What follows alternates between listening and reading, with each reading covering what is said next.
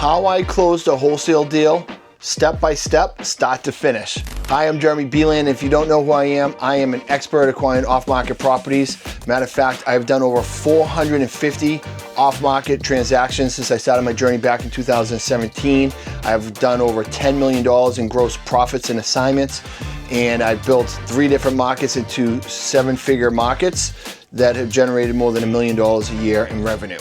So today, I'm gonna break down a deal that we just did in our New Hampshire market, and it's gonna be a wholesale deal where I'm gonna share everything from you from start to finish, and you can see how we turned this deal that we found off market into a big payday.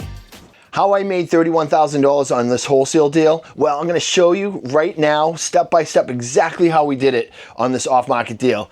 Here's the address, 172 Pearl Street, Keene, New Hampshire. This was a 2-family, top and bottom property that came to us via one of our off-market marketing channels that we use. Actually came in from TV ads. So in our New Hampshire market, we just recently started running TV ads a few months ago, and this is one of our first deals that actually closed off of that marketing campaign. So why did she call us? Well, you know, she's an older lady who owned this house. Her and her husband owned many properties throughout the Keene, New Hampshire area for many years. They sold them all off. He passed away, and this was the only one she owned. And then she just happened to be watching the local channel news one night, and me and my wife's TV ad came on. She said, I'm gonna call them about this one last property I wanna sell. Now, she could have listed it with a realtor, but listing it with a realtor wasn't gonna be her easiest way to go about it. So when she called us, we got the lead. My acquisition guy, Eddie, went through the script with her, found out why her motivation was to sell, right? So her motivation was to sell because this was the last property she had. She didn't want to be a landlord anymore. One of the tenants on the downstairs has been there a long, long time. Matter of fact, his parents lived there before them, and it needed a lot of work on that unit. The upstairs unit was a relatively newer tenant, and it didn't need much work, but the house itself was just, it needed some love, especially that one unit. She really couldn't list it with a realtor with 2 tenants in there that were kind of month to month. You know, there's multiple showings. She didn't really want to go through that. It wouldn't have shown well with that one unit being really bad.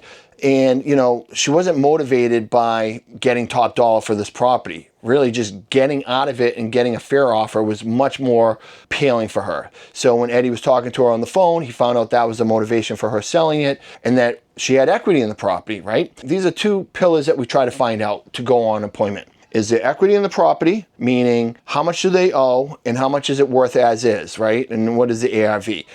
So if there's equity in the property and there's motivation, we go on the appointment. Now, it doesn't mean we're always going to get the deal, but we want to get in the living room as many people as possible because we feel very confident with our ability to connect and sell with people that if we get in front of them and if it's a good fit, we're going to lock that deal up. It's a lot harder to do that over the phone, a lot easier to do it in person, especially with the experience and skill set that we have talking to people in person. So she calls us up. Eddie talks to her, goes out on the appointment, and he looks at the place. You know, it's in pretty rough shape, and he tells a story. Now, the property of this was a 300 and, just make sure I have my information right, give you guys right numbers here. So the ARV, the after repair value was $319,000 to $329,000. Okay, that's how much this 2-family property would be worth if we fixed it up and made it brand new again and put it on the open market on the MLS. That's what it would be worth after repair value. We always want to work backwards from there. Now, she didn't have a mortgage on it, so we negotiated, hey, we'll take it as is with the tenants, we'll pay cash, no inspections, no contingencies, just a clear, clean, clear, close on the property, cash as is, everything else. She agreed to it, and the price that we agreed to, I just want to make sure I have all the numbers fit here, so bear with me. And I'm trying to do this without my reading glasses. You guys don't have to worry about that because you're not as old as me. So the purchase, oops, told you guys, I am not a professional content guy. This is real deal here. So the purchase was $147,800.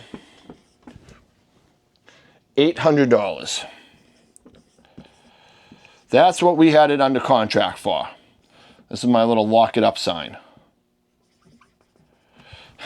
We locked it up, baby. Lock it up as low as possible, right? We didn't worry about repairs. We weren't going through the house and saying, all right, it needs new flooring, it needs new paint, it needs new this, and all right, this is 10,000, this is 5,000, and we didn't go, all right, let's do the ARV times 70% minus all the repairs minus our assignment. That's our maximum allowable offer. We don't work that way. We lock it up as low as possible. We know if we're anywhere between 50 to 60% of this number, we're golden.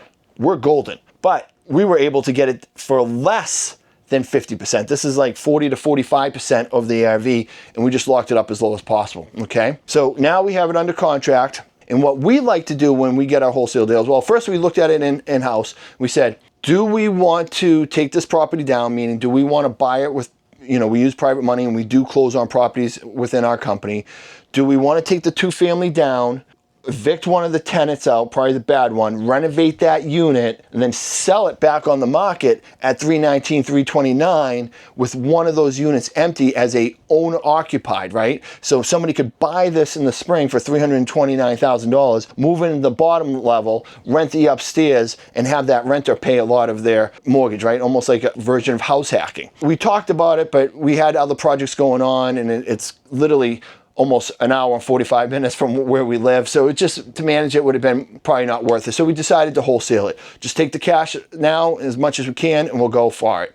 Now, when we get properties under contract, this is how we dispo them. We have a major cash buyers list. Many times we will market the property on the MLS if the seller allows us. In this situation, the seller wasn't comfortable with us marketing on the MLS and really didn't want a lot of people going through their house. So, you know, we have our one-time showing, which is what we do with all of our properties. But even with that being said, she only wanted a small amount of people to go through because she didn't really want to disrupt the tenants. She's just a nice lady who cares for her tenants, right? But typically what we'll do is we'll put the property under contract. Sometimes we market it on the MLS. If not, we market it to our cash buyers or both. We have thousands of people on our cash buyers at this point because we've been building our cash buyers for years, right? So we have all these different towns. We want to make sure we have large cash buyer groups in all that area. So we're blasted out, and typically what we do is we have what we call an inspection walkthrough. We'll host an inspection on a Tuesday, Wednesday, Thursday from noon to 1:30, 60 to 90 minutes. This is a one and only time that you can view the house as a cash buyer.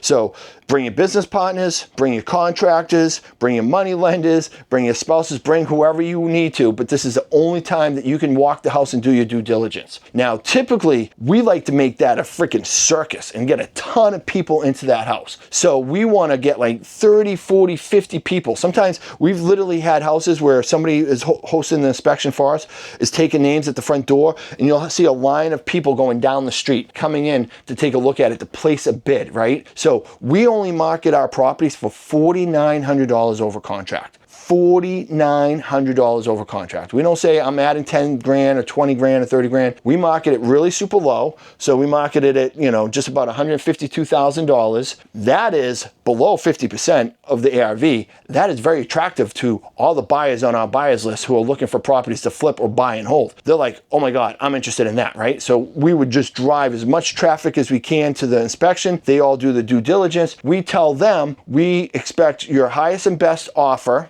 the end of the next business day. So we have this on a Wednesday. And let me give you some dates here as well. Just make sure I'm doing it, all right? So this was locked up on 1/25/25, January 25th, 2025. Inspection, walkthrough. Hope you guys can read that. Was 2/5/25. So, you know, roughly about 10, 11 days after this. We always try to have our inspections within 7 to 10 days. We had to push this out a little bit because of the tenants and everything else, but that's what we did. That was the earliest we could make it work with her and the tenants. So 2/5. So we did a 60 to 90 minute walkthrough, but she didn't want us to send a lot of people there. So we actually had to limit it to 6 people. Not ideal. Now, historically, our average assignment is $35K. That's how much our average assignment over the years is $35K. Now remember, we only market the property for $4,900 over contract. We average $35K. So when the buyers come, we create like an auction environment, right?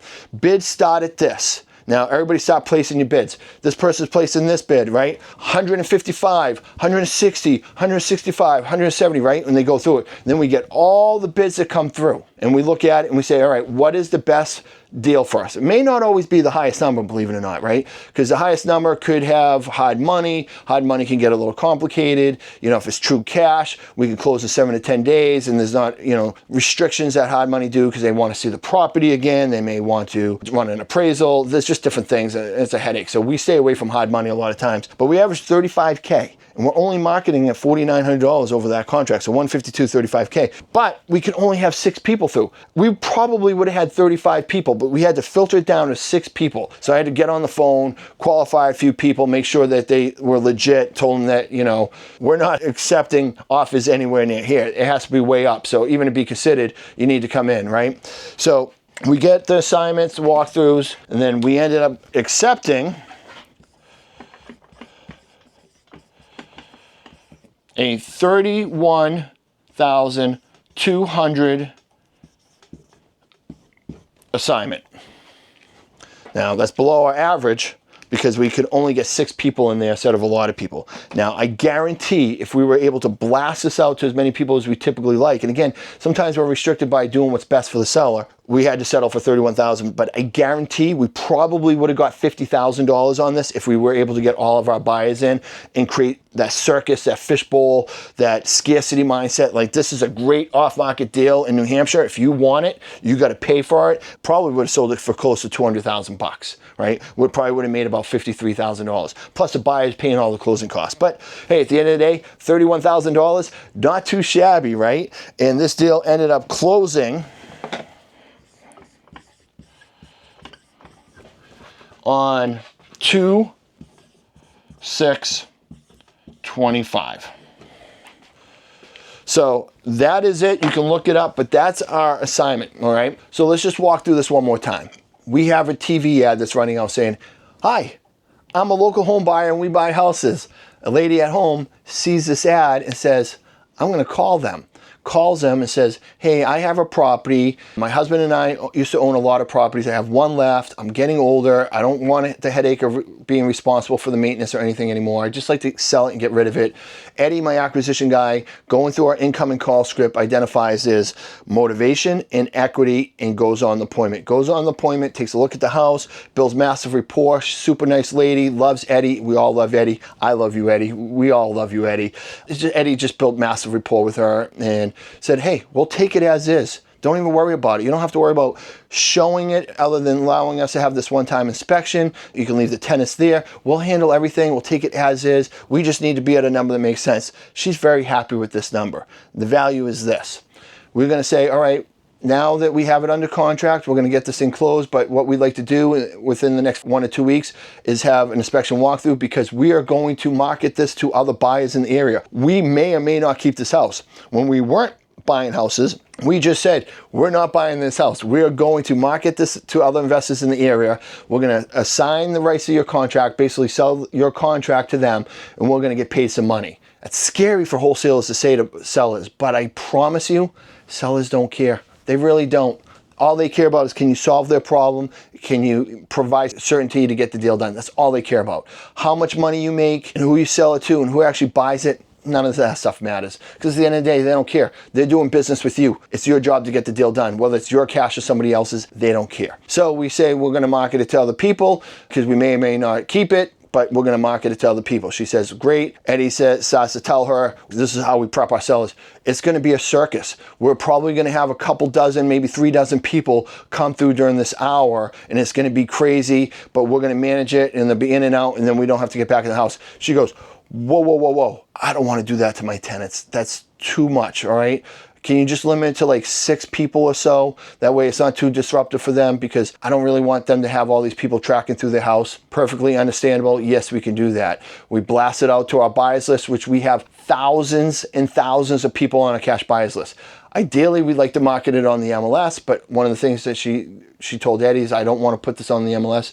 I don't want people to know I'm selling this property. Okay, if that's your wish, that's our command. We won't do that. We're going to blast it out to our thousands of cash buyers. Some of them buy in this area. Many of them don't. The ones that did showed a lot of interest. I had to basically tell them we're limiting this to 6 people walkthroughs. So all you tire kickers, hit the road, Jack. You're not getting in on this one. Now, a lot of times, I love tire kickers coming to the house because the more people I get to the house, the more of the feeding frenzy I get from people being there, right? My true cash buyers see all these people around. They have to start digging into their pockets deeper to start paying me more money if they want this deal.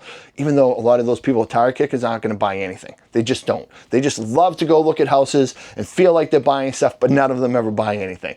We had to eliminate all the tire kickers away from this one. We identify 6 really good cash buyers. We host an inspection walkthrough. They walk through. Next day, we get all the different offers. The best ones, $31,200 over this price. All cash, can close in 10 days. Can't go see the property again. So we send everything to our title company, which title company already had opened up escrow when we did the purchase and sales. When we signed the purchase and sales with the seller, we sent it to the title company with a $100 EMD. They opened up escrow to make sure we get clear title, start working on that stuff. And then once we got the offers, we sent an assignment contract to that buyer, assigning our rights for the purchase and sales agreement to the cash buyer via assignment contract. The assignment contract allows them to exercise the rights of the purchase and sales agreement we have, right? We assign the rights to him via assignment contract. In that assignment contract shows our assignment fee. And that was $31,200, and then he had to put a $5,000 EMD to our title company within the first 48 hours. Now, I'm very stern with this. I always tell the buyers, if you want our deals, you have to have $5,000 into our title company within 48 hours, business hours. If you don't, we are going to cancel the contract and go to the next buyer. Now, as a new wholesaler, that can be scary, but you have to be very strong on that, right? Because they will drag their feet if they're unsure about buying this property. Once they send that $5,000, they're either gonna exercise their right to purchase the property, or they're going to forgo that $5,000, and then you get that. And the reason why this is good to do this and be really stern with this, right? So let's just say in this example, he was a little wishy-washy, not really sure about his numbers, wants his contract to kind of look around the house, wants to make sure that he's 100% certain before he moves forward. He had to lock it up really quick because he knew he'd lose it if he didn't, but now he's starting to have some second guesses, right? And he's dragging it out day after day after day, right? This puts you in a position where you may lose this deal altogether because your buyer is just dragging his feet. Also, we get a lot of cash buyers who are just fake wholesalers looking to daisy chain your deal. What does that mean? They're looking to take your contract and upsell it to somebody else for an extra $5,000. It happens all the time. And they don't want to put $5,000 down because they don't have $5,000. They don't have any money. That's why they're not doing any marketing channels. They're trying to piggyback off of other people's success and try to make money off of their deals without our permission. This is no JV agreement. They're not looking to collaborate and do business. They're trying to pretend to be a cash buyer and then try to make money off of my deal. We don't allow that. No way, right? I learned early on in my career that I almost had a couple deals fall through because I thought these people were cash buyers, realized they weren't. So if they don't have their $5,000 EMD within 48 business hours, we cancel the contract with them and go to the next buyer. And that might mean less money, sometimes significantly less money. The second person could be significantly less, but it's a sure thing. You don't want to be wasting your time chasing a cash buyer for a big assignment that's never going to come to fruition anyway. All right, so be very careful there. So we assigned the rights. He sent the $5,000 EMD. We sent the contract into the title company, and then we just scheduled to close in 10 days, and that was it. We only went to the property twice, initially to go see it, and then to do an inspection walkthrough. I never saw the property, never talked to any of them. My acquisition guy did the whole thing, and we made $31,200 in less than a month. That's all we did. It went really smooth. Doesn't always go smooth, but this one went really smooth. Real numbers here, sharing it with you guys. You can look it up on the internet and all that stuff. You guys will see that I think it probably closed for like $180-something thousand. But yeah, this is all the information. That is a deal. That's typically how it works. Whether the marketing channel is a TV ad, radio ad, cold call, text message, ringless voicemail, direct mail piece, pay per lead, pay per click, website lead, right? There's so many different leads that these deals come in. We always just take the incoming call and we put them through our incoming call script verbatim, because it's a system. Our incoming call script is a system to identify, is there motivation? Is it equity? And how much are they looking to get for the property? And there's a few other things in there to get ahead of objections that we know will come down the road, especially when we meet in person. So we're getting ahead of all that stuff. If there's motivation and equity, we go on the appointment, and then we put our appointment system in process. Now, every time we go on an appointment, it's a system. It's designed, the things we say as soon as we walk in the door, how we structure our appointment through the whole process from start to finish is always the same within reason. And it's a system. So we have a system on the phone, a system in person, and this is how you become very consistent at doing multiple deals, right, per month. This is the reason why I've done over 450 deals, is because we're really good at talking to sellers on the phone, really good at talking to people in person, and I've trained my team in different markets to do this, getting really good at this, and we systemize all this stuff and get really good at it, and that's how you become an expert over time, right? And that's how we get these deals closed. So not too shabby, $31,000. That is a wholesale deal, start to finish. If you have any questions on any of this, please feel free to reach out to me below and leave some comments. Also, if you leave your email address, what we can do too is I will send you our top sales techniques for more deals, bigger deals with less cancellations. It's a PDF of the techniques that we use talking to a seller on the phone and in person. It's a free ebook. I'll send it to you. Leave your email below and say, I want the top sales techniques ebook, and we will email it over to you, and then you can learn that, practice that, implement that into your business. Guarantee you start doing more deals right away from that. If you have any other questions, feel free to comment below and I'll answer them. And again, thank you for watching this video, guys. I really greatly appreciate it. Please like this video and subscribe. I'm trying to pour value into you. You learn how I am doing my business systems right here in New Hampshire. You can apply them to anywhere you are. So please, if you could like and subscribe, this is going to help me reach more people on YouTube, which is my goal here. I've been really blessed in this business to provide a lot of value to people in my local community. This business has provided a lot of value to me and my family, and I want to help teach and encourage others to do the same, so we can all build a life of freedom through real estate investing, right? REI freedom, real estate investing freedom. Time freedom, money freedom, no 9 to 5. I go on vacations when I want. I get to do what I want, say what I want, be wherever I want. And I get to run the business from all those wonderful places as well. I'm incredibly blessed. Let me help bless others. Like, subscribe, and please, if you have anybody else who may be interested in learning from me, please share this video with them. I wish you all the very best. Thank you for watching. Have a great day.